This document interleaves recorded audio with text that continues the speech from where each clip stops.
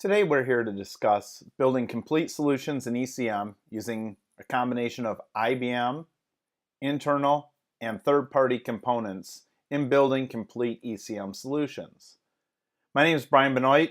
I'm the Product Development Manager with Pyramid Solutions, and with me today is Robert Hunter, who is one of our solution developers, and Michael Song, another one of our solution developers.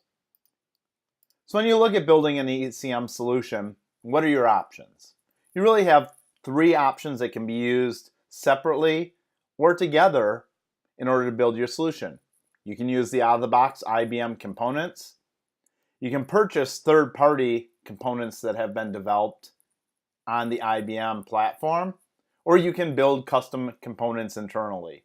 We're going to examine each of these options, and as we go further into this presentation, discuss some of the approaches to you both using these and building your own components.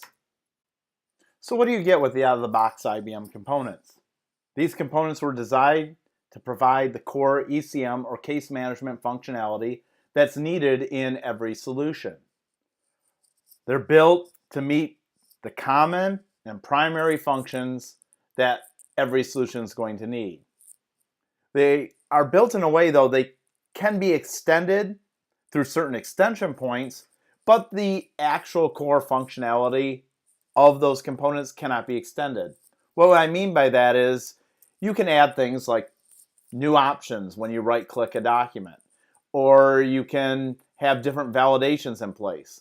But if you want to change the behavior of how things work or add functionality that's not at all available in the core interface, they can't be easily extended. Also, they're designed for the lowest common denominator. Intentionally, and for good reasons, IBM builds their components to be able to function in every environment. Because they're a global organization, they have to build these components with global implementations in mind as well. So sometimes functionality does have to be left out in order to build a solution or product that can be used in every organization. There are many reasons, though, to use out-of-the-box components. Because they were designed to meet the core functionality, very often they meet what is needed for the common user. And our recommendation is to use those as often and as far into your solution as possible.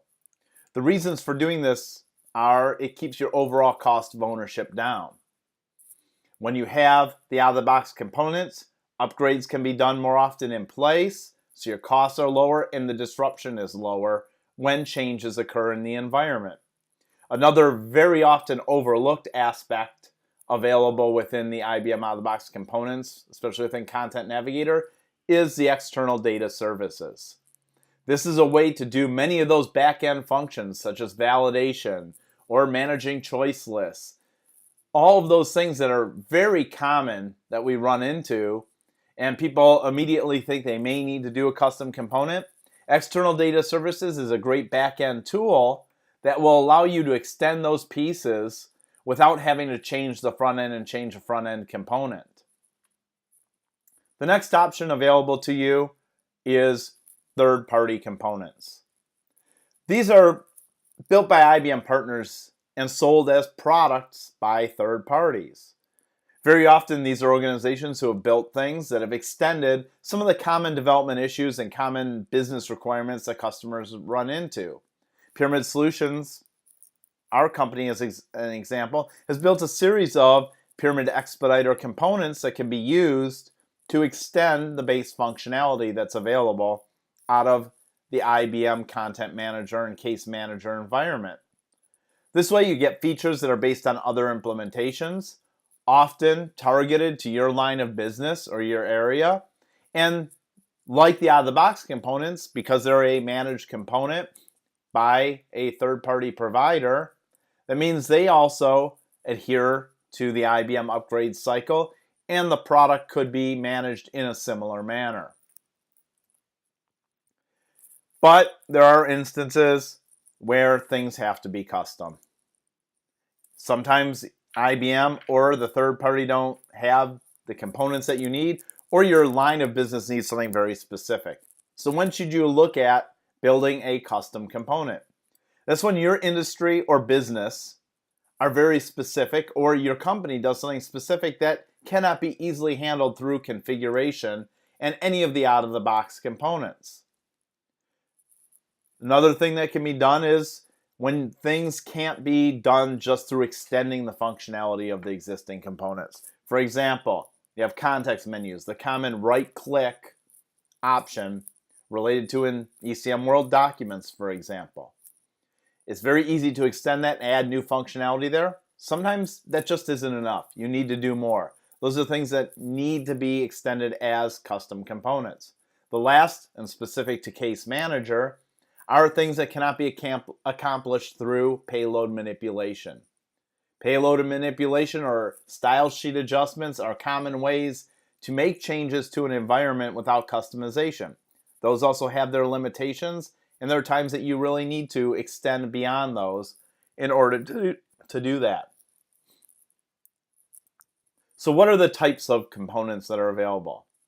There's three main areas. The one that's been around the longest are workflow component steps. This sits right within the process engine, sits in your workflow, and is a custom component that can perform almost any back-end activity. It's fully extendable, easy to register, easy to manage. Another good way to do things behind the scenes. Within IBM Content Navigator, you have a series of options. You have context menus. Those are methods of extending the context menu option, which is that right-click menu option, and the ability to add new functionality there. Pyramid, for example, has extended context menu functionality by adding a visual document tagging plugin, or a document split and merge plugin that we've developed that allows you to extend the basic functionality of documents. You're working with content and simply performing an action related to it. The next level up is a feature. A feature in Content Navigator is an interface component. Think of it like a page within an application or a tab. These are full-featured user experiences that you have complete control over the interface and what is presented to the user. Other things that can be done, as I mentioned earlier, external data services. This is a very, very powerful tool that extends out-of-the-box capability to perform many of the back-end things that are needed. Interaction with a document, validation, requiring fields, hiding certain fields. All these things can be done with external data services and don't require the development of a plugin that manages the front end. The last is back-end services. Moving some of that functionality to the back. Building common services that can be reused by multiple plugins and are housed within Content Navigator. This is one you'll hear about in a little bit, an area that we've done to be able to increase the performance and enhance the interface for our customers. The other section of types of components that are available are Case Manager widgets. As we move up the chain in terms of the applications available within the IBM ECM world, you get up to Case Manager. It has a full-featured interface that is extremely flexible, extremely configurable. The last type of component that could be added is a Case Manager widget component that will allow you to further extend and build custom portions of Case Manager. Overall, there's been an evolution in the interface as we go from out of the box to what we often deliver for our customers. So when you look at that overall evolution, you can look at each of the steps that are gone through as that occurs. The first is taking a look at the out-of-the-box Case Manager interface. When we look at that, we can see here the basic case interface. This full interface is entirely using out-of-the-box functionality. It provides a significant amount of information. In many cases, it provides the full functionality needed by users to be able to complete their activities. Here we can see the properties, our decisions for the case, access to the tasks, documents, and summary of the case. But often some of that functionality isn't quite enough. The next step is to start to extend with third-party widgets. In this example, we've implemented some of the Pyramid Expediter components and widgets onto this page. We've replaced the out-of-the-box case information widget with the pyramid case information widget. Performs some of the same functionality, but dramatically extends what's able to be done. In this example, we're looking at the task view, and we can see that the tasks, we've created a section where tasks that are actionable, things that are in somebody's in basket, can be directly dispatched and worked with without having to go through each of the individual items. That's just one example of extending this. Another area where this could be extended is in the view of documents. But the key to this is it's just taking the base interface and it's now adding additional functionality. Here we see a tree view instead of the breadcrumb view of documents, and more information related to those documents. Many of the core out-of-the-box widgets are still there. The properties layout widget is still there. The toolbars are still there. We're just extending it. As this goes into a customer environment in a specific project, there may be a need for very specific functionality that isn't covered by either the out-of-the-box widgets, or in this case, the Pyramid Expediter widget catalog. There's the need to build custom widgets that may provide a checklist or additional information or integration into other applications. Each of these could be needed and may necessitate building a custom widget specifically for your solution. So overall, what we see is an evolution of the interface. You start by building an out-of-the-box interface to ensure that your core functionality is available, that the case manager tasks, activities, definitions meet the needs of the process, and then start to build out that interface to fill in the gaps or extend the functionality into areas that aren't covered by either the out-of-the-box components or any third-party components that you've purchased. Now I'm going to hand this over to Robert Hunter, who's going to discuss extending IBM Content Navigator. IBM Content Navigator is a highly extensible platform. It attains its extensibility through the plugin mechanism. Plugins allow developers to provide additional functionality to desktops, including actions, features, viewers, menus, menu types, services, request filters, response filters, and layouts. For simplicity's sake, I'll be talking mostly about the more popular pieces of functionality, actions, features, and services. The process for creating plugins is quite simple within the Eclipse IDE, thanks to the Eclipse plugins IBM has created. In fact, the process is laid out quite well within the Customizing and Extending IBM Content Navigator Redbook. The Redbook also provides additional material, including sample plugins to reference, as well as the Eclipse plugins you need to install. Once you install the Eclipse plugins, you are able to create a new IBM Content Navigator plugin project, just as easily as you can create any other project within Eclipse. The Content Navigator plugin option is available within the IBM Content Navigator folder in the New Project Wizard. All newly created plugins follow the same architecture. They include both server-side and client-side assets. The server-side assets will commonly include services to fill in holes in the JavaScript model layer. The client-side assets include Dojo digits, CSS, and images to facilitate the UI of any part of the plugin. The initial plugin, Java file, is responsible for referencing all new functional properties, as well as other important settings. Because performance needs to be at the forefront of all production-level development, a best practice is to compress all client-side assets. Sometimes it is necessary to make your plugin configurable depending on the environment it is installed in. The configuration pane, Dojo Digit, is responsible for allowing the administrators installing your plugin to customize plugin options. Because the digit does not handle the actual saving of the configuration data, it is necessary to keep the configuration data up to date at all times. We commonly do this through some event connection to the form's input. Within the connected function, it is necessary to extract the value of the input, then create a JSON object based on those values. All configuration data can be accessed from any plugin service. As you develop functionality for your plugin, it is very important to keep the available JavaScript model layer in mind. Through this, you are able to perform a wide variety of functions like retrieving items from a repository, accessing data from that item, filing the item under a new folder, and checking the item in and out. The IBM Knowledge Center has all of the available JavaScript model layer API calls documented. It is important to note that the documentation is separated by Navigator release version, so be mindful of which version you are working with and which version of the documentation you are accessing.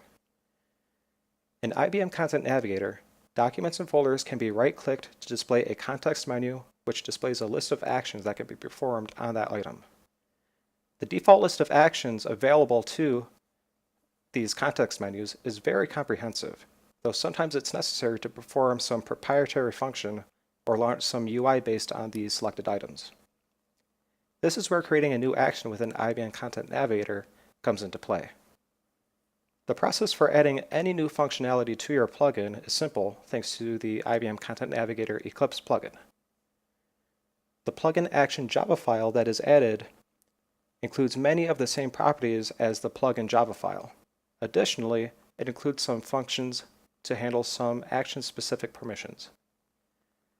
Should the action be available for a context menu in situations where multiple documents are selected? Which repository types the action should be available for? Should the action be available for a solution architect in IBM Case Manager? A feature in IBM Content Navigator is a navigable item on the desktop.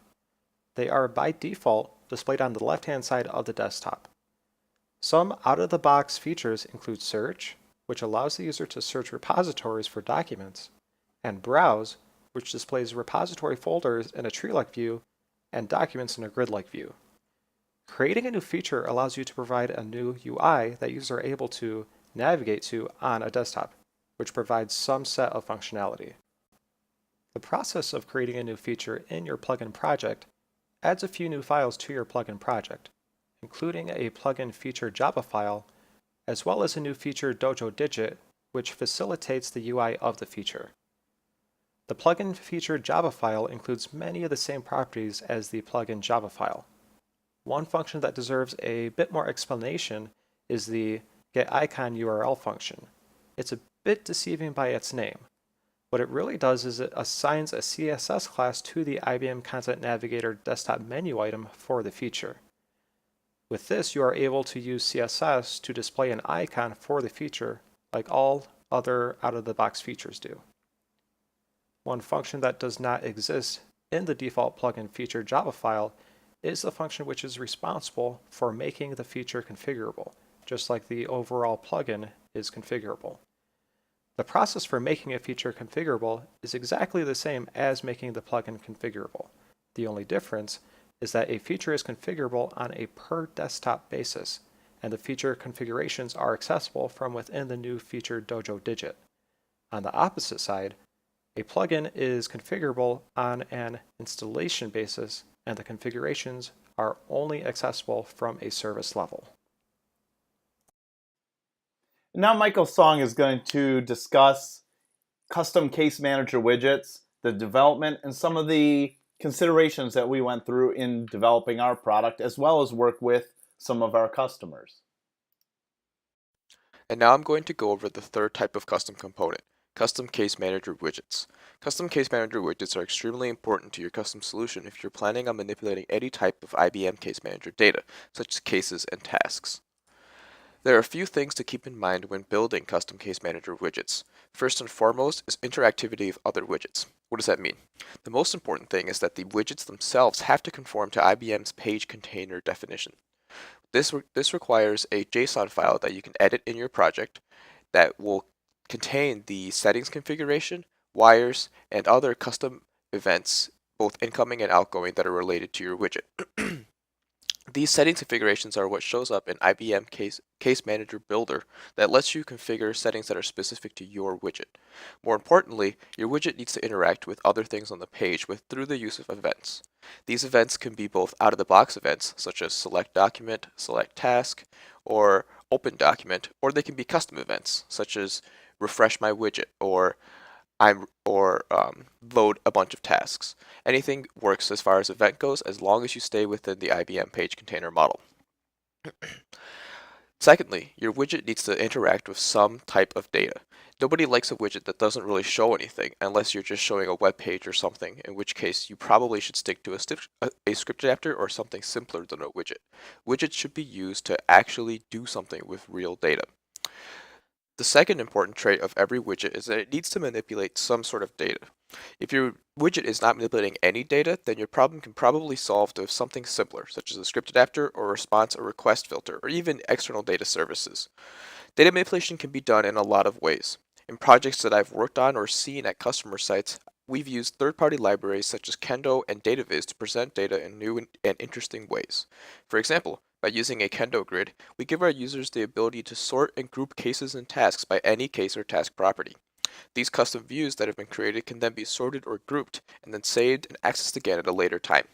This is extremely useful because it allows users to customize the exact view that they want to see when they're working on their cases or tasks. In addition, we also provide context-aware right-click menus within the grid itself. That is, different context menus are loaded based on what you have clicked. Whether it's a case, a task, or a document, you get the corresponding context menu. This is extremely useful because the widget that I just described combines the functionality of several out-of-the-box widgets. You probably would need like 3 or 4 out-of-the-box widgets to duplicate the same functionality that we're providing with one widget. This is a great use case for a custom widget because this is way harder than anything you could do with a script adapter, and a plugin would not be able to handle the case components that this widget requires. Other custom widgets that I've seen or worked on have been much simpler or more narrowly focused.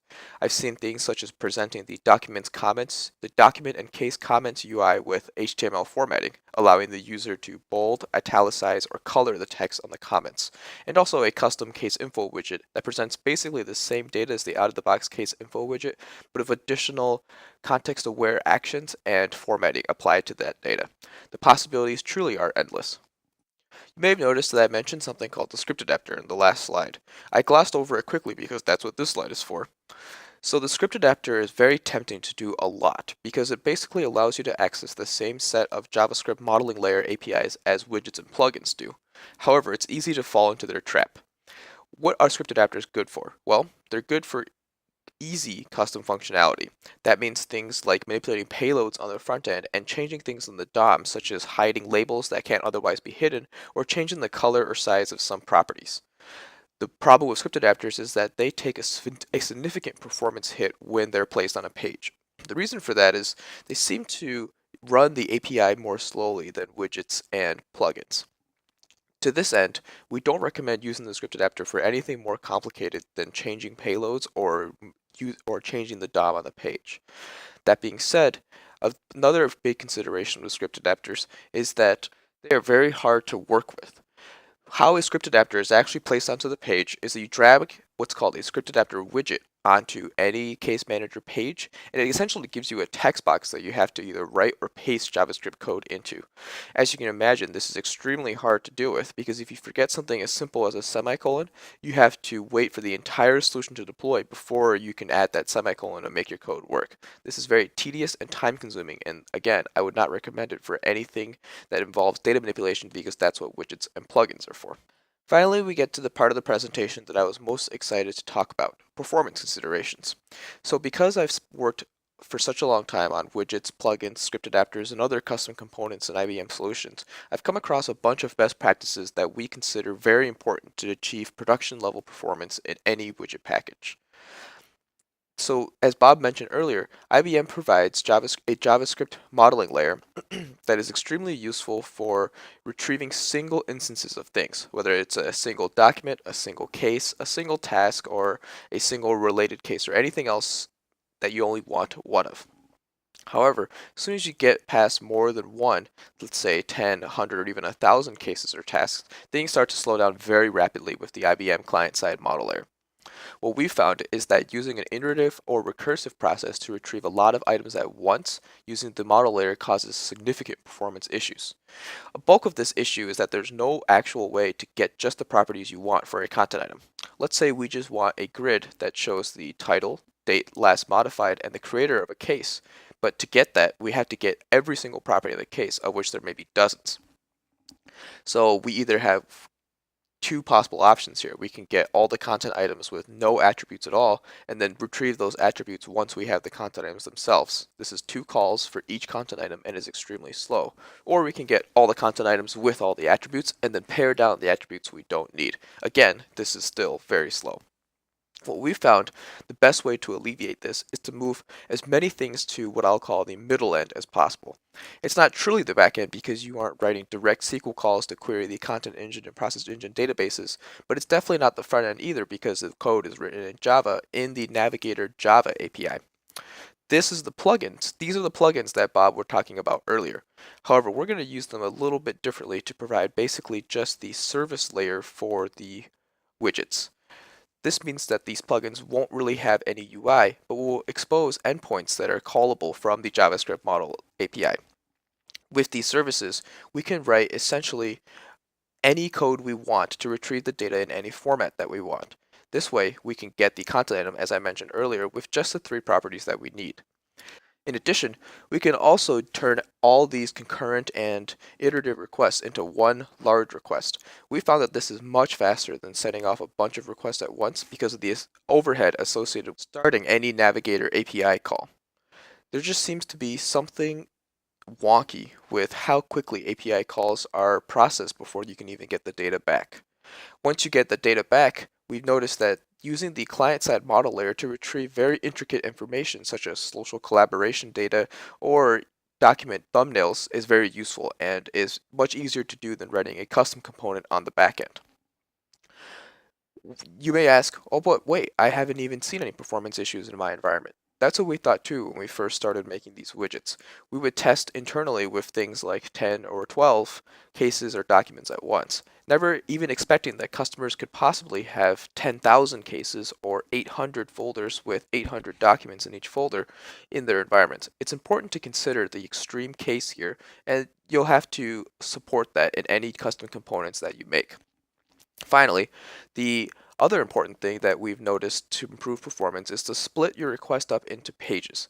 IBM does this out of the box, but it's a little hard to work with the result set paging if you want to do anything fancier than showing just a list of items. What we've determined is that using that same plugin service that I mentioned earlier, you can perform all your paging on the back end to improve performance greatly. Another benefit of doing custom backend paging is that it allows you to use any third-party grid or tree view API and use that custom paging so it'll support any of these third-party components. IBM's result set really only works for their out-of-the-box Dojo components. That concludes my section on building custom widgets. As I've mentioned, custom widgets are extremely useful for performing complex data manipulation, and when combined with the plugin service level are also extremely high performing. I also talked about script adapters, which are useful for payload manipulation and changing the DOM on the page. I hope this has been useful for helping you build your custom